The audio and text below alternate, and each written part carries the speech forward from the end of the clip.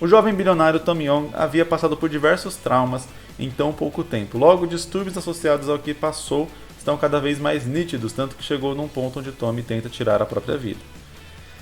Assim, após esse episódio, Tommy é internado numa clínica para jovens com transtornos mentais, chamada Blank Asylum, não sei como é que se fala. Lá, Tommy começa a dividir quarto com outro garoto na qual caminha numa linha... outro garoto que caminha numa linha tênue, fina, se é tênue é fina, entre a sanidade e a loucura, chamado Jack, cujo começa a viver... Tá estranho essas interjeições aqui, não tá combinando com a frase. Enfim. Lá, Tommy começa a dividir quarto com outro garoto que caminha numa linha tênue entre a sanidade e loucura, chamado Jack, que começa a viver um conturbado relacionamento de amor, ódio, cumplicidade e medo. Contudo, em meio à loucura, Jack e os tratamentos controversos da Blank Asilo, em meio à loucura do Tommy, Jack, né, Jack, e também os tratamentos controversos do Blank Asylum, Tommy começa a receber cartas de baralhos misteriosas de alguns enigmas. De novo ele colocou cujo aqui. Tem que ver como que usa essas interjeções, porque não faz sentido aqui na frase. Com alguns enigmas que o fazem entrar em um misterioso e macabro jogo, onde não há vencedores, porém dolorosas respostas sobre tudo de horrível que está acontecendo consigo. Ou talvez seja apenas coisa de sua cabeça. Entendi. Eu acho que é uma história bem difícil de ser contada, porque é uma história que parece girar muito em torno de vários mistérios, e quando a gente faz uma história com muitos mistérios, a gente entra numa corrida, Eu acho que esse é o melhor jeito de definir. Quando a gente faz uma história baseada em mistérios, né, a gente tem várias séries que funcionam assim, né? O Lost foi uma série mega famosa exatamente por conta da quantidade de mistérios que ele adicionava. Hoje a gente tem... como que é o nome da série? Caramba, eu não lembro. A série da Apple TV aí, tá todo mundo falando. Não lembro agora o nome, enfim.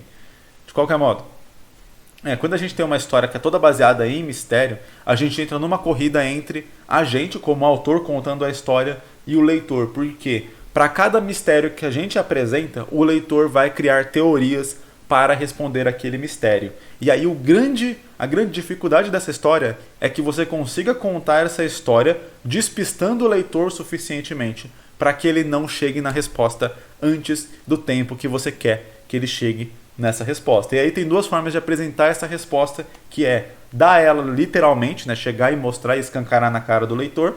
E aí, geralmente, quando isso acontece, você não quer que o leitor suspeite daquela resposta previamente, porque senão acontece igual aconteceu em Lost, né? Lost foi exatamente aquilo. Várias pessoas, quando viram as primeiras temporadas, acharam que eles estavam mortos e pensaram sobre isso, a ponto de que, se eu não me engano, os próprios diretores ou produtores, etc., falaram que não, eles não estão mortos. E aí, no final, eles realmente estavam mortos.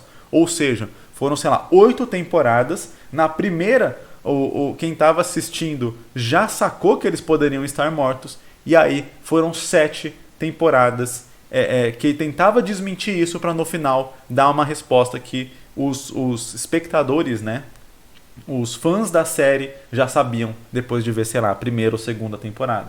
Então, exatamente isso aqui que tem que ser evitado em qualquer história de mistério. Nesse caso aqui eu acho que está bem claro isso, né, em casos onde você vai revelar o mistério assim. Tem outros casos que é onde você quer que o leitor chegue na conclusão, então você não vai chegar no momento e vai escancarar a verdade para ele sendo dita claramente ali na história, mas sim em algum momento onde você vai dar uma pista tão forte que o leitor vai chegar e vai fazer aquele eureka e vai te falar, é isso, é essa história, e você segue a partir dali, sem necessariamente revelar o mistério, mas já sabendo, a partir desse momento o leitor sabe qual que é o mistério da história, sabe o que está acontecendo, ou deveria saber, porque eu já dei todas as pistas necessárias, inclusive a carta principal, né, a pista principal, e agora eu vou só seguir com a história para concluir a minha trama. E aí, nesse caso, claro, é importante ter uma trama para ser concluída. Se o mistério é a trama, e nesse caso aqui me parece mais que o próprio mistério é a trama, né, ou seja, são os problemas mentais do Tommy Young, né, então como que ele vai lidar com isso e qual vai ser a conclusão que ele vai tirar em relação a isso, me parece ser a trama principal e não necessariamente uma outra trama onde, fugir do asilo, por exemplo, recuperar a fortuna da família, já que ele é bilionário, conseguir sair com o Jack de lá ou só conseguir ter um romance ali com o Jack, sabe? Me parece realmente ser uma coisa muito mais interna dele, de ele se achar. Mas, por exemplo, vamos lá. No Clube da Luta, por exemplo, a gente tem uma trama principal acontecendo, né, de um plano acontecendo, o próprio nome, né, Clube da Luta, remete a esse plano, né, do projeto Mayhem, eu não lembro como é, acho que é Projeto Destruição na dublagem, mas é Mayhem na versão original, né, em inglês. Então você tem toda essa trama principal acontecendo, só que o que interliga essa trama são os problemas mentais e pessoais do protagonista. E aí ao longo da história a gente acompanha também esse protagonista resolvendo os problemas pessoais dele até o momento do final, onde os dois ali se encaixam, né? Tanto a resolução do problema mental e pessoal dele, junto com a trama principal que está acontecendo. E aí nesse caso é quando você tem, né, escancarado na sua cara o mistério principal da trama, o mistério principal do problema mental do protagonista de Clube da Luta, que eu não vou falar aqui para não dar um mega spoiler. Apesar de que eu dei um mega spoiler de Lost, mas eu não sei se alguém vai assistir 8 temporadas de Lost hoje em dia, sem saber pelo menos o que aconteceu. Acho difícil alguém sequer conhecer Lost sem saber da polêmica do final. De qualquer modo, nesse caso aqui, né, parece-me funcionar mais ou menos da mesma forma. Então, em algum momento a gente teria essa resposta ou uma pista suprema que iria indicar essa resposta, não de forma direta na história, sendo dita na história, mas do leitor chegando a essa conclusão. E a gente completaria alguma possível trama principal que estaria acontecendo? Ou realmente, se for 100% dentro da mente do Tommy, e quando eu digo 100% da mente dele, não só que toda a história, toda a trama estava acontecendo dentro da mente dele, mas o objetivo principal dessa trama não era resolver o mistério de quem está enviando essas cartas, mas sim resolver o problema mental do Tommy. E aí, como que seria esse final? Como que a gente poderia trabalhar esse final para que o leitor entendesse que esse era o objetivo da história? Porque, novamente, como eu disse, a partir do momento que você cria um mistério numa história, o leitor cria uma teoria para resolver aquele mistério.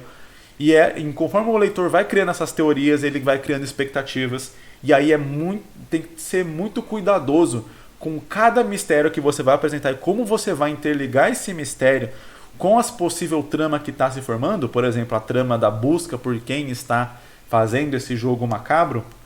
O leitor pode acabar ficando muito mais interessado nesse mistério de quem está fazendo o jogo macabro do que no mistério de como que isso se relaciona com a vida do Tommy Young e como ele vai resolvendo esse mistério e se resolvendo internamente também, resolvendo seus próprios problemas internos, enfrentando seus traumas, etc. Se o leitor ficar muito mais tendencioso para um lado e o autor estiver indo para outro, o que eu quero dizer é que quando chegar no final, os dois vão se desencontrar. E aí talvez o leitor não ache um bom final para a história, não porque o final realmente não foi bom, mas porque ele estava olhando para o outro lado, ele estava criando uma outra expectativa com base nessas teorias que ele foi criando ao longo do mistério que vai sendo apresentado. Então por isso que eu falo, histórias de mistério são, acho que, das histórias mais incríveis e mais difíceis de serem feitas, porque o tempo inteiro você está jogando com o leitor. E quando você joga com alguém várias vezes seguidas, você tem muita chance de perder em algumas dessas vezes. É muito difícil você jogar um jogo com alguém várias e várias e várias vezes seguidas o tempo inteiro e você ganhar 100% das vezes.